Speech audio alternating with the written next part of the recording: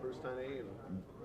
My name's Bruce Tunny, and been going to the Speedrome for a long time. I'm from Indianapolis, Indiana. Just been started out as a young race fan and ended up racing. And you came in naturally. Your father was a mechanic out there. Your uncles were running. Uncle Jim was running. What's your earliest memory of being out there? I was probably 12 or so, watching my uncle race. He was track champion back then, and a good racer, and it was just a lot of fun. It was the weekend thing to go out there and be with all my cousins and family and stuff for a weekend of racing. Who are your early heroes out there? Just my uncle. I mean, I didn't, all the rest of them, I mean, it was more of a fight with them than you know, you was for one or none. And you had the whole family was out there with you. Any of those other kids that you run with in the stands there that later on that you can remember, same as you, they followed you out on the racetrack later on, or who else were you hanging out with when you were 12 years old and first coming out there to play around? Well, it was, back then it was the Arnolds, the Tunnys, the St. Johns. I mean, those was, you know, and they was grouped in families, and it was, you know, it was the same in the stands as it was in the pits. You know, everybody had their own teams and who they supported, and actually as it went on, then you know even the kids that we was hanging out with, we ended up racing as competitors later on.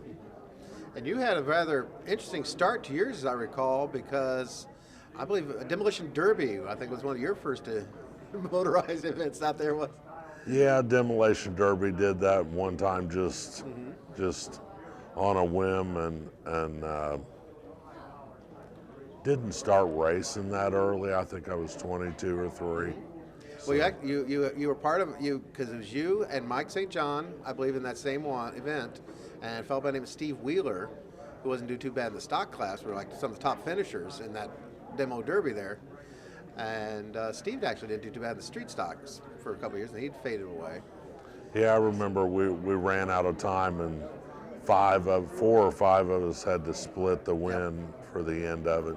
But that wasn't more like racing, that was actual demolition. So now then went in later on, and a few years later you went into the pits as your brother Bill's as part of his crew.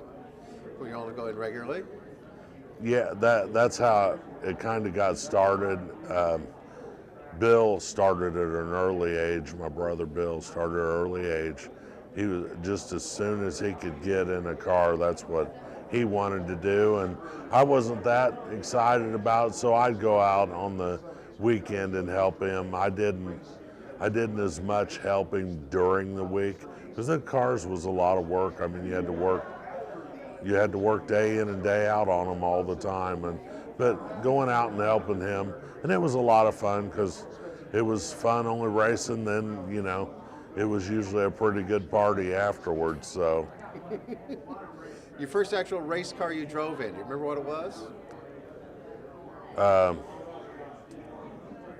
Actually, I drove the first time I ever went out in the car was one of my brother's cars, and it was a '66 Pontiac Le Mans, I think. Okay. And I was a pretty good welder at the time, and he wanted me to fix some stuff for him. Bill wanted me to fix some stuff for him, so I said, well, I'll fix this stuff, but you let me run a race tonight. And that was the cause of a lot of getting started right there. Moving on, and then you, about a year or two later, you had your street stocker that you built with Jeff Heiser.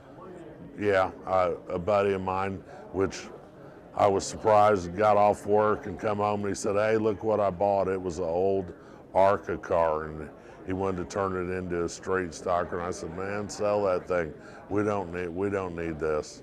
And we ended up putting it together and just ran part-time here and there. He'd run one weekend, I'd run one weekend, and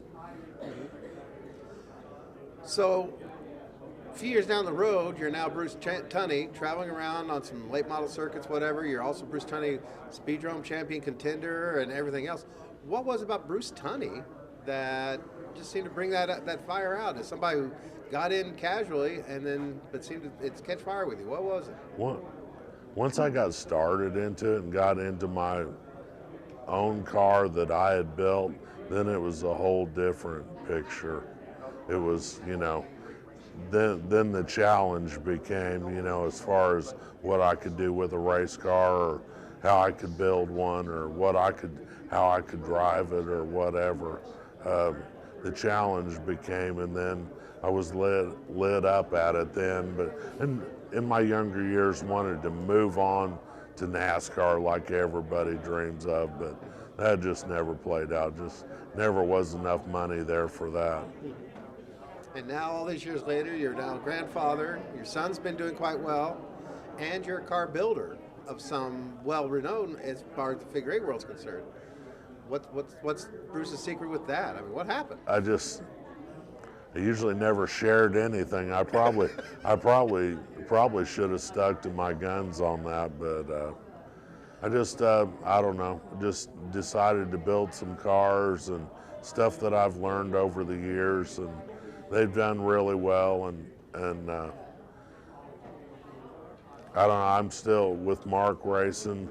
It's almost when he goes into the corner, if I'm watching, I may lean a little bit or something, and tell him what he needs to do before he does it. And so I'm kind of still living it through him a little bit, and we do it at a lesser pace, as far as I didn't want to stay racing every weekend. And with got grandkids now, Mark has a daughter, and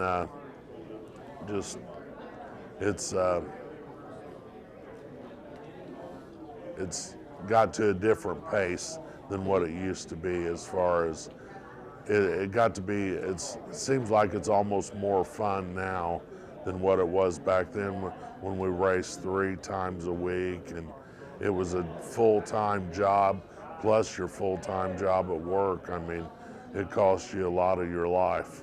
Mm-hmm. Who are Bruce Tunny's heroes? I mean, I never had any heroes, as far as always looked up to my uncle, because that's who I watched when I was a young kid. As far as other drivers out there, no, I didn't have no heroes. Mark Tunny. So I'm proud of Mark. So favorite guy to run against? Who's your favorite guy to run up against? You ran against some of the best out there. Your career started a little late for some of the Harold Bennett's and the Embertons, but yeah, I don't know that I had a favorite that I wanted to run against. I mean, I had more that I was disliked to run against. I mean, it's hard to tell my favorites, that I wanted to run against. I could tell you real fast who I hated to run against. I mean, there were some guys that you just, whatever you did, you couldn't, you was just wrong. So, I mean, I loved, me and my brother competed ever since we could pedal a bicycle. So we was always big competition, but I mean, some guys you just couldn't hardly race with. It was just not what I wanted to do. So I could say some names, but yeah, I can't think of a few. So, that's it. Recall. Well, your granddaughter Kendall, and now Dana's going to be gifting you here soon. Your son Dana's got one on the way. In another 20 years, they're going to have some kids coming up. Another 30 years, they'll have kids coming up. What do you want them to be able to tell their kids about the Speedrome that Bruce Tunny knows that kept him coming back, so they can understand why Bruce Tunny was at the Speedrome all those times? I don't know. I guess it's just a racing addiction that gets in your blood. I can't tell you what it was that once you start racing, if you love it, that's something to overcome. I mean, it's like you know, I don't know what, I can't even explain it. And is there anything that sticks out in your mind, your favorite memory of being at the Speedrome?